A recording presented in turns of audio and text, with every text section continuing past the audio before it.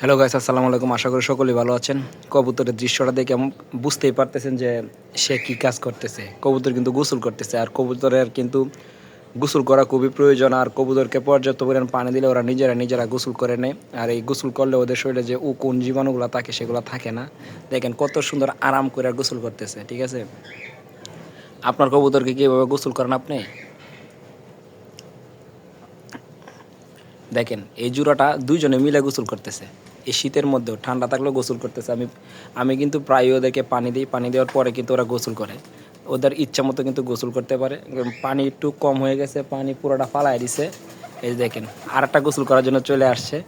এই যে দেখেন আরও এক জোড়া চলে আসছে গোসল করার জন্য। ওইটা একটা জোড়া, এটা একটা জোড়া। আর কবুতর পালন করতে গেলে কিন্তু অবশ্যই আমাদের একটা জিনিস খেয়াল রাখতে হবে, সেটা হচ্ছে যে কবুতরকে কিন্তু অবশ্যই যত্ন নিতে হবে। মানুষেরও যেরকম শরীরের যত্নের প্রয়োজন আছে, ঠিক তেমনি করে কিন্তু পশু পাখিরও কিন্তু মানে শরীরের প্রতি খেয়াল রাখতে হবে, যত্ন নিতে হবে। এই যে এইখানে কিন্তু আমি কবুতরগুলো রাখি, এটা আপনারা দেখছেন, প্রায় আমি ভিডিও দিই, আপলোড করি। আপনারা অনেক সাড়া দিছেন, আশা করি এই ভিডিওটা অনেক সাড়া দিবেন যারা কবুতর পালন করেন। আর কবুতর প্রেমীরা কিন্তু আসলে অনেক ধৈর্যশীল হয়।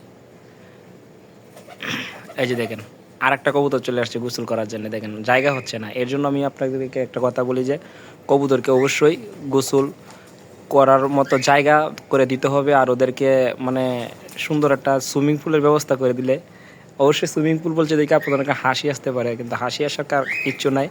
ওদেরকে গোসল করার জায়গা করে দিতে হবে, কারণ দেখেন এই জায়গাটা ছোটো হওয়ার কারণে কিন্তু গোসল করতে পারতেছে না।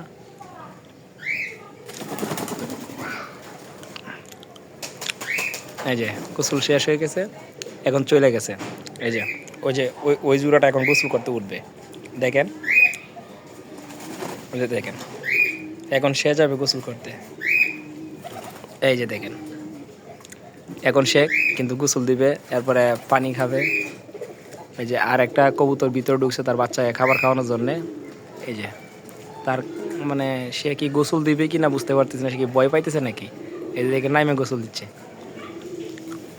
ও মা, এটা হচ্ছে আমার সাদা কবুতর।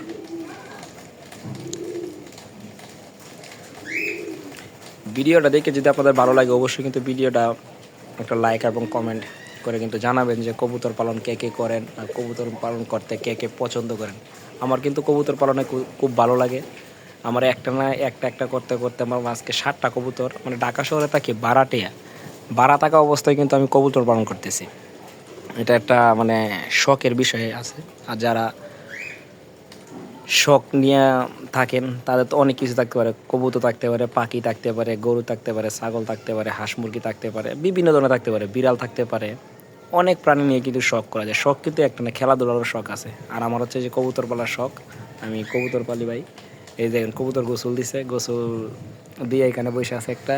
এই যে এখানে একটা বসে, এই নটটা কিন্তু একটা পাগলা একটা নট, ঠিক আছে। এই যে দেখেন এই যে এই নটটা এই যে এই ঘরে থাকে। আর এটার মাদিটা হচ্ছে এটা, আর বাদ বাকি গুলো গোসল দিয়ে ওই যে উপরে বসে আছে দেখেন। এতক্ষণ যারা ভিডিওটা দেখলেন আমার সাথে থাকার জন্য তাদেরকে অসংখ্য ধন্যবাদ।